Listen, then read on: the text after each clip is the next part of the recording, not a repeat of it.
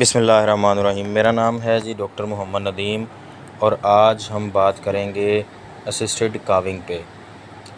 तो अगर डिस्टोकिया की डेफिनेशन की जाए तो उसमें मतलब कि बच्चे की प्रेजेंटेशन, पोजीशन या पोस्चर में से एक भी डिफ़ेक्ट हो तो उसे हम डिस्टोकिया कहते हैं। जैसे lateral head deviation, four leg deviation, उसके बाद ब्रीच प्रेजेंटेशन, ये सारी चीज़ें हैं, ये डिस्टोकिया में आती हैं। लेकिन जो ये आप देख रहे हैं ये इंटीरियर लॉन्गिट्यूडनल प्रेजेंटेशन है। तो इसमें हम एनिमल को सबसे पहले तो चेन अप्लाई करेंगे, आप कोई रोप भी अप्लाई कर सकते हैं। तो सबसे पहले तो आपने प्रेजेंटेशन, पोजीशन और पोस्चर, ये तीनों चीज़ों को, ये इनमें से एक का भी अगर डिफ़ेक्ट है तो उसको ठीक करेंगे। उसके बाद अच्छी तरह लुब्रिकेशन करेंगे ताकि बच्चे की जो फ्रिक्शन है वो कम से कम हो और जो सैक्रम बोन है वो भी टूटने से बच जाए और कोई इंजरी वगैरह भी ना हो। तो सबसे पहले हम अच्छी तरह लुब्रिकेशन देंगे। उसके बाद हम प्रेजेंटेशन और पोजीशन और पोस्चर, ये तीनों चीज़ें अगर इनमें से एक का भी डिफ़ेक्ट है तो ये ठीक करके उसके बाद हम जो भी स्ट्रेनिंग अप्लाई करेंगे उसकी डायरेक्शन पे भी डिपेंड करता है कि जो हम ज़ोर लगा रहे हैं वो किस डायरेक्शन में लगाना है। तो आपने ज़ोर सबसे पहले तो आपने नीचे की तरफ ज़ोर लगाना है, क्योंकि बच्चा यूट्रस में आर्क की शक्ल में होता है। तो आपने नीचे की तरफ जो फोर्स अप्लाई करनी है, तो फोर्स की डायरेक्शन भी आपकी ठीक होनी चाहिए। तो हमने चेन अप्लाई की है, क्योंकि चेन एक जगह से दूसरी जगह स्लिप नहीं होती, ये फ़िक्स हो जाती है जहाँ ऐसे लगाते हैं। तो इसका फ़ायदा ये है। तो ये जो आप देख रहे हैं ये पोस्टीरियर लॉन्गिट्यूडनल प्रेजेंटेशन है। तो मतलब कि सबसे पहले बच्चे का हेड आता है, उसके बाद सबसे पहले फोर लेग्स आती हैं, उसके बाद उसका हेड आता है।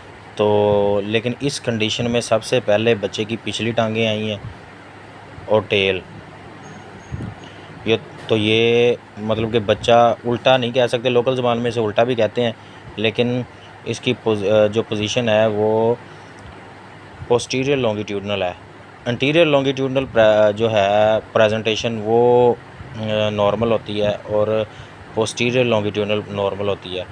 लेकिन कुछ केसेस में तकरीबन 5% केसेस ऐसे होते हैं जिसमें पोस्टीरियर लॉन्गिट्यूडनल प्रेजेंटेशन होती है। तो स्ट्रेनिंग अप्लाई करने के लिए अगर तो आपके सब पास काफ पुलर है फार्म पे अवेल, तो आप काफ पुलर का इस्तेमाल करेंगे। अगर काफ पुलर आपके पास नहीं है तो आप चेन का इस्तेमाल, रोप का इस्तेमाल करेंगे। और आपके पास 3 या 4 वर्कर्स का होना ज़रूरी है, क्योंकि इसमें काफ़ी ज़्यादा फोर्स अप्लाई होती है।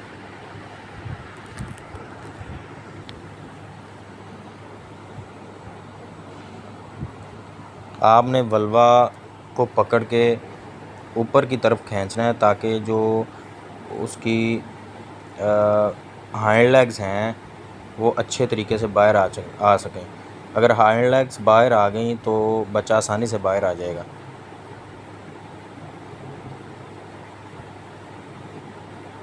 ये देखें, टेल और हाइंड लेग्स, पिछली टांगें सबसे पहले बाहर आई हैं।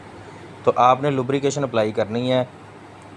जितनी ज़्यादा लुब्रिकेशन होगी उतनी ज़्यादा आसानी होगी, क्योंकि ये फ़र्स्ट कावर है इसलिए हमें इतनी मेहनत करनी पड़ रही है। अगर ये फ़र्स्ट कावर ना होती तो लुब्रिकेशन से या ये ख़ुद ब खुद इसने पार्चुरेशन कर देनी थी, लेकिन हमें इसमें ख़ासी मेहनत करनी पड़ी है।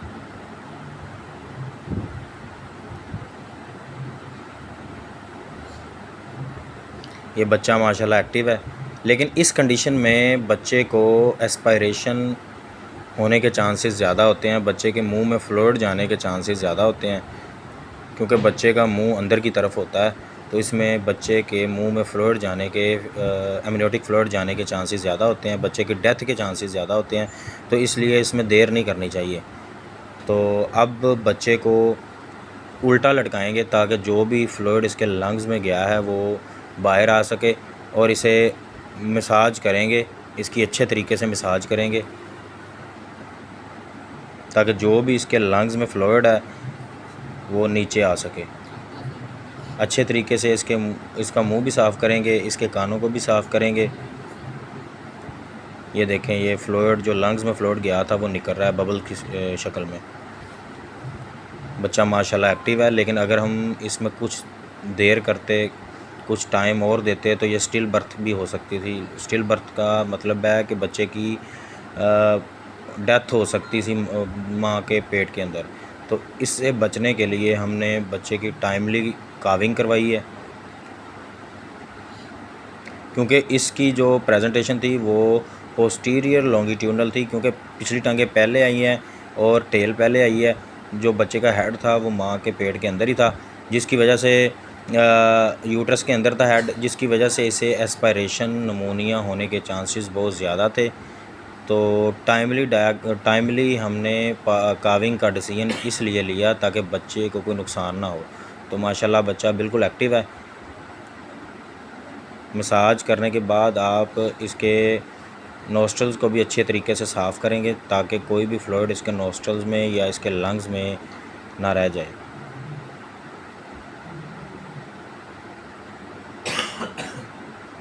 इसमें जिन चीज़ों का आपने ख्याल रखना है वो ये है कि सबसे पहले आपने पल्पेशन के थ्रू आपने ये फाइंड करना है कि बच्चे की प्रेजेंटेशन, पोजीशन और पोस्चर, ये तीनों चीज़ें अगर तो नॉर्मल हैं तो आपको काविंग करवाने में आसानी होगी। आप सीधा रोप्स डाल के आप फोर्स अप्लाई कर सकते हैं, लेकिन डायरेक्शन ऑफ फोर्स भी डिपेंड करती है इसमें, वो किस तरफ रखनी है। तो आपने जैसा कि वीडियो में देखा है तो आपने नीचे की तरफ डायरेक्शन रखनी है फोर्स की। और दूसरा ये है कि आपने सबसे पहले अगर प्रेजेंटेशन, पोजीशन और पोस्चर में डिफ़ेक्ट है तो आपने सबसे पहले उनको ठीक करना है, नहीं तो आप ट्रैक्टर से भी ज़ोर लगाते रहें तो बच्चा बाहर नहीं आएगा।